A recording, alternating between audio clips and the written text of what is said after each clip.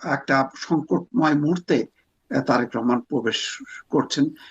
তারেক রহমান অবশেষে ফিরছেন 25শে ডিসেম্বর। তার যে অনিশ্চয়তা ছিল বা স্পর্শকাতর যে বিষয়গুলো ছিল বা তার নিয়ন্ত্রণটা যেই যাদের কাছে ছিল, সেগুলো থেকে কি এখন গ্রিন সিগন্যাল পাওয়া গেছে, এজন্যই তিনি আসছেন?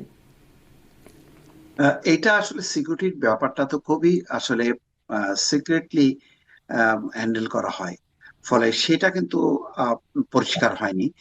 কিন্তু এটা ছাড়া আর কোনো অপশনও নাই এখন, যদি ঝুঁকিও থাকে। হুম। তারেক রহমান যখন আসবেন সেই তারিখ থেকে যদি আমরা নির্বাচনের সময়সীমা হিসাব করি, মাত্র 1.5 মাস থাকে। তো এরপরে আর সময় কোথায়? তো সুতরাং তারেক রহমানের এটি শেষ সময়, এরপরে আর কোনো সময় নেই। এবং আহ, তাকে ঘিরে তো এমনিতেই আপনি চিন্তা করেন। আমি তো বলছিলাম যে দক্ষিণের যে ভারতের এক আহ, অভিনেতা, তার নির্বাচনী শোডাউনে আহ, বেশ কয়েকজন মারা গেছে হুম। কয়েকদিন আগে। এখানেও এরকম একটা যদি নিরাপত্তা, শৃঙ্খলা, এইগুলি যদি নিয়ন্ত্রণ করা না যায়, ফলে উৎসবটা হয়ে যাবে কিন্তু একটা শোকের একটা সভা হয়ে যাবে। তো সেইটা ব্যাপারে আমি জানি না বিএনপি কতখানি প্রস্তুতি, যদিও দেখছি যে আজকে প্রধান নিরাপত্তা উপদেষ্টা, তাদের নিরাপত্তা কর্মকর্তা নিয়োগ করা হয়েছে একজন ব্রিগেডিয়ার জেনারেলকে। তারপরে সালাউদ্দিন আহমেদ এবং রিজভী আহমেদকে নিয়ে একটা কমিটি করা হয়েছে। তারা যদি এই বিষয়গুলো দেখভাল না করে, এবং সবসময়ের জন্য বাংলাদেশের সিকিউরিটি বলে কিচ্ছু আসলে নেই সেই অর্থে। হুম। সুতরাং একটা সংকটময় মুহূর্তে তারেক রহমান প্রবেশ করছেন। শুধুমাত্র সিটি ব্যাংকে অ্যাকাউন্ট থাকলেই করতে পারবেন গুগল পে, তাই অ্যাকাউন্ট খুলুন আজই। জি। বাংলাদেশে মুস্তাফিজ, আপনি তার নিরাপত্তা, জনাব তারেক রহমানের নিরাপত্তার কথা বলছেন। আমরা দেখছিলাম তারেক রহমান যখন কথা বলছেন, খুবই খুবই মানে শুনতে খুবই যৌক্তিক শোনাচ্ছিল, যে যেন যে এই রুমে যারা আছেন তারা যেন কেউ এয়ারপোর্টে যাবেন না, তাতে এয়ারপোর্টে মানে তার যে মিনিংটা বোঝা যাচ্ছিল যে এয়ারপোর্টে অনেক ভিড় হবে, ফলে দেশের একটা দুর্নাম হবে, যার কারণে তিনি একদম খুব শক্ত করে বলেছেন যেন কেউ এই রুমের যারা অবস্থান করছেন মানে তারেক রহমানের সামনে, তারা যেন কেউ এয়ারপোর্টে না যান। হ্যাঁ। আমি আসলে এই প্রশ্নটা করতে চাই যে বাংলাদেশেও যখন তিনি আসবেন তখন আসলে যদি এয়ারপোর্টে গিয়ে সেই ভিড়টা হয় তাহলে দেশের মানুষের অসুবিধা হবে, বা ধরুন রাস্তাঘাটে ভিড় হবে, এই বিষয়গুলো কি তিনি কোনো নির্দেশনা দেবেন? একটা সাউন্ড আসছে শাহিন পাটোয়ারি, আপনার ওখান থেকে যদি আসে কাইন্ডলি যদি একটু বন্ধ করেন। জি, থ্যাংক ইউ সো মাচ। জি, বলবেন মুস্তাফিজ। আহ, এটা এখনো পুরো চিত্রটা আসে নাই।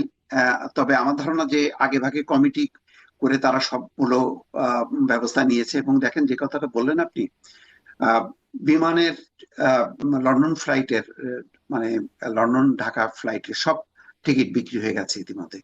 যখনই ঘোষণা হয়েছে 25 তারিখে যাবেন, 24 তারিখে সন্ধ্যার সময় যেটা ছাড়বে, আহ, সিলেট হয়ে আসবে। তো সেই ফ্লাইটের আর কোনো আসন খালি নেই। ইতিমধ্যে সময় টেলিভিশনের অনলাইন পত্রিকায় দেখলাম সব টিকিট বিক্রি হয়ে গেছে। এবং যারা আহ, মানে বিদায় দেওয়ার জন্য প্রচুর ভিড় হবে। সবকিছু মিলে এখন থেকেই কিন্তু তারেক রহমান একটা ওই প্রস্তুতি নিচ্ছে যতটা ভিড় ভাট্টা কমানো যায়। কারণ দেখেন, ভিড় ভাট্টা তো একটা, বুঝলাম, এক ধরনের উৎসবের ব্যাপার আছে, কিন্তু মূল কাজটা কি? মূল কাজটা তো নির্বাচন। তাকে দেশে আসতে হবে, তার নিজের দলকে ঠিক করতে হবে, শরিকদের সঙ্গে বসে তার আসনগুলো ফয়সালা করতে হবে। তারপরে না নির্বাচনে প্রচার অভিযান শুরু করবে। ফলে সিকিউরিটিটা আমার কাছে এখনো খুব বিপজ্জনক মনে হচ্ছে। আমি জানি না আভ্যন্তরীণ ভাবে কি সিকিউরিটি দেওয়া হবে তাকে। যদি আপনি কি মনে করেন তিনি এসএসএফ? জি, জি, জি। অবশ্যই পাওয়া উচিত।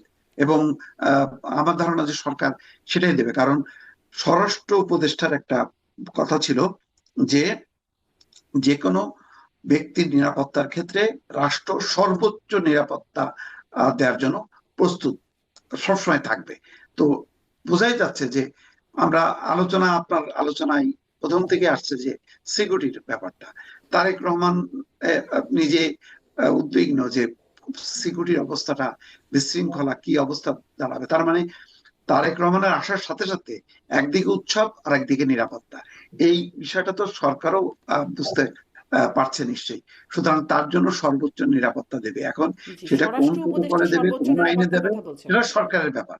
কিন্তু সরকার বলছে যে সরকার যে কোনো নাগরিকের ক্ষেত্রে সর্বোচ্চ নিরাপত্তা আহ, জি। দিতে এটি পারবে, এটি এবং এই ক্ষেত্রে আইনগত কোনো বাধা নেই।